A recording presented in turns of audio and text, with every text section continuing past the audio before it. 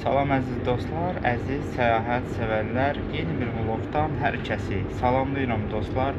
Bugün səyahət vlogu çəkməyəcəm. Başqa bir formatda video hazırladım. İstədim sizlərlə də paylaşım. Ümid edirəm maraqlı bir vlog alınacaq dostlar. Bugün sizlərlə Rusiyanın paytaxtı Moskva və Moskva vilayətində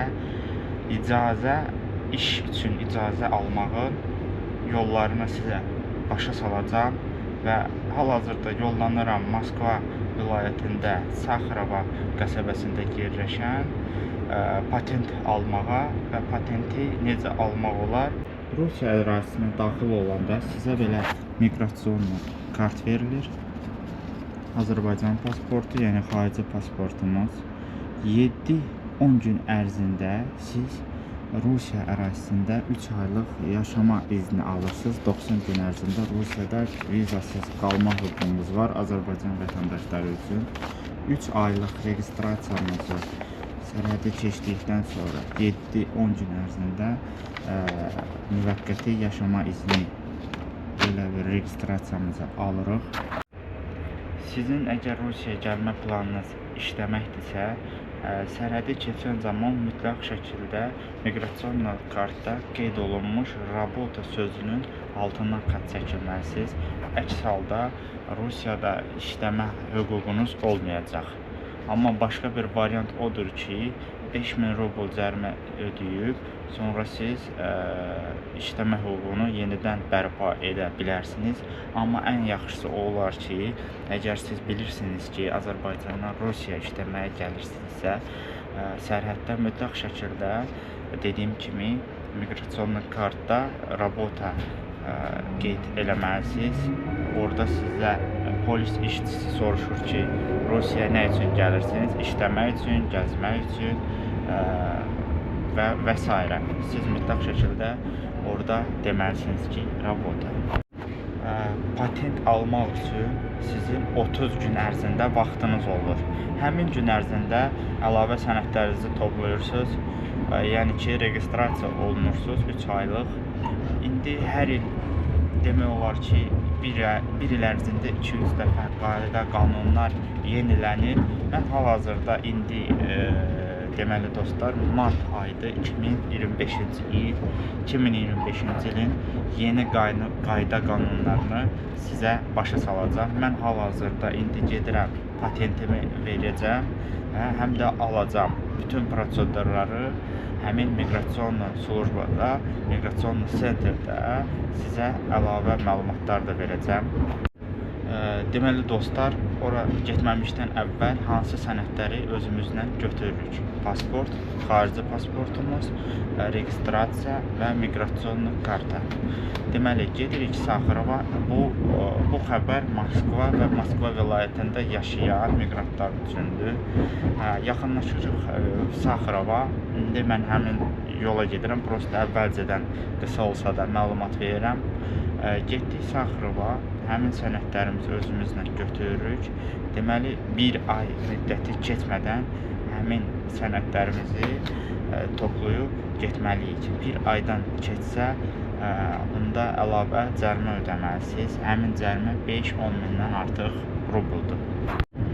Patent almaq üçün dediyim kimi əlimizdəki olan sənədlərlə yaxınlaşırıq Moskva vilayətində yerləşən Saxarova kəndinə və ya qəsəbəsinə. Orada deməli birinci etap sənədimizi, pasportumuzu, miqrasiyon kartı və registrasiyamızı veririk.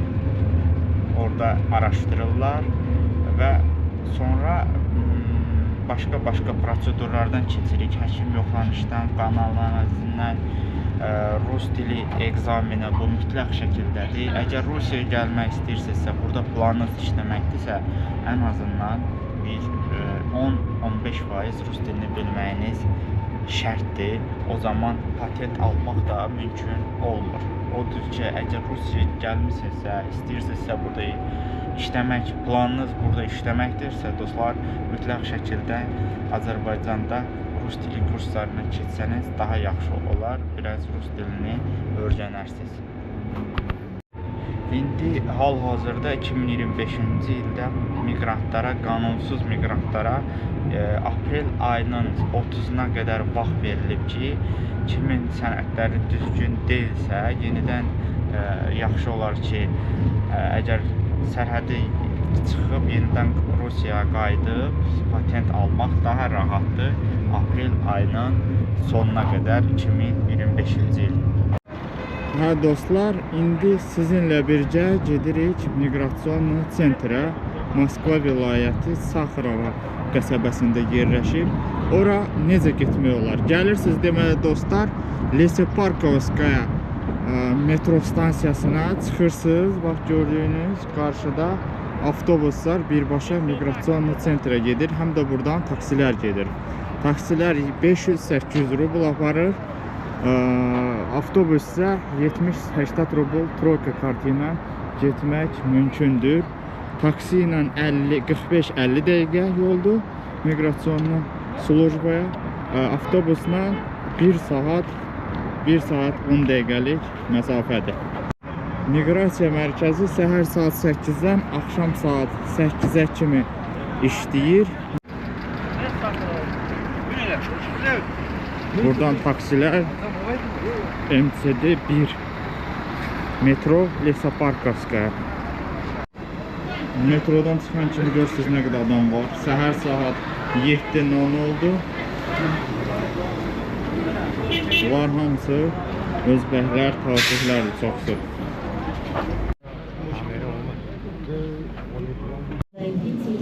Номер 52. Görürsünüz nə qədər adam var. Посетитель 3222, подойдите. İçəridə çəkiliş aparmaq qəti qadağandır. Onun üçün də içəridən heç bir çəkiliş edə bilmədim.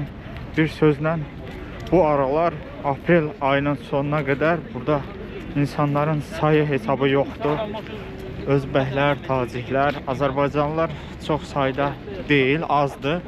Amma hamı sənədlərini qaydasına salır. Bir sözlə, kimin sənədində problemi varsa, aprel ayının sonuna kimi həll eləsin. İçəridə rus dilindən imtahan keçirsiniz, analizlər verirsiniz qanla, bir çox prosedurlardan keçirsiniz. Sənədi verəndən sonra 14-15 gün ərzindən sonra telefona SMS gəlir, gedirsiniz götürməyə. Mən hazırda patentimi aldım. Patentin ödənişi bir aylıq üçün 8900 rubldur. Patenti aldıqdan sonra mütləq şəkildə əmək müqaviləsi bağlamalısınız. 2 ay müddətində həmin əmək müqavilini isə polisə yazılı şəkildə və ya onlayn şəkildə ya özünüz ya da ki iş yerindən bildiriş verilməlidir. Əks halda aldığınız patent annullировать olunacaq, bazadan silinəcək. Bunu diqqətinizdə saxlayın. Bu 2025-ci ildə çıxan, yanvar ayında çıxan qanunlardandır, yeni qanunlardandır. Tək patent almaqla bitmir. Patent aldıqdan sonra 2 ay müddətində, yəni ki, bacardığınız qədər tez müddətində həmin patenti polis orqanlarından qeydiyyatdan keçməlisiniz. O elə bir çətin bir iş deyil. Onu siz özünüz də eləyə bilərsiniz ya da ki, işlədiyiniz yerdən onu eləməlidirlər. Patent qiymətləri Rusiyanın bölgələrində fərqlidir. Məsəl üçün, elə bir yerdə ola bilər ki, 5000, elə yerə ola bilər ki, 15-20 min ola bilər. Mən sizə Moskva və Moskva vilayətinin qiymətini dedim. 8900 rubldur bir ay üçün. Dostlar, onu da unutmayın ki, patentin arxa hissəsində alınma tarixi var. Məsəl üçün, 5-05-ci tarixdə almışsınız patenti.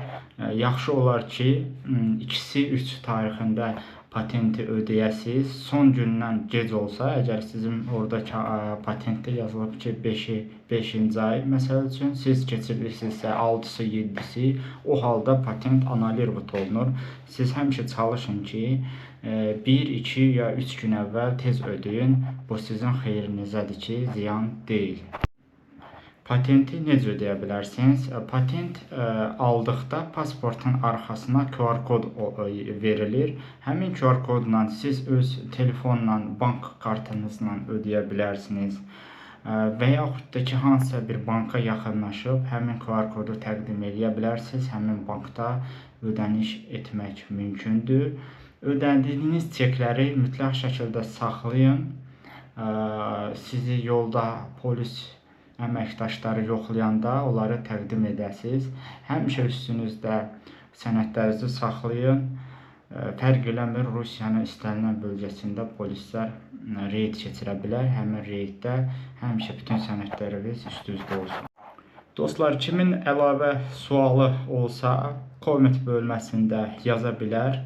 Rusiyada işləmək, patent almaq, əlavə sualları kimin olsa, buyurub verə bilər. Əsasən də Moskva və Moskva vilayətini daha informasiyanı dəqiq çatdıra bilərəm. Çünki Rusiyanın bölgələrində ola bilsin ki, patent qiymətləri fərqli ola bilər. Amma alınma bütün bölgələrdə eynidir. Moskva ya məsəl üçün Lipetskdə yaşayırsınızsa, Lipetskdə hansısa orqandan öyrənirsiniz ya orada yaşayan bir Azərbaycandan öyrənirsiniz ki, patenti hardan ala bilərəm. Onlar sizi yönəldəcək. Bu vlogda çalışdım sizə lazımi məlumatları çatdırım dostlar. Sona qədər izlədiyiniz üçün hər kəsə öz təşəkkürümü bildirirəm. Mən səyahətçiyəm. Səyahət vlogları çəkirəm. Çoxlu maraqlı vloglar var kanalımda. Girib izləyə bilərsiniz. Azərbaycan və Rusiya, başqa ölkələrdən səyahət vlogları var. Girin, izləyin. Yeni bir vlogda görüşənə qədər dostlar, sağ olun, özünüzdən müğayət olun.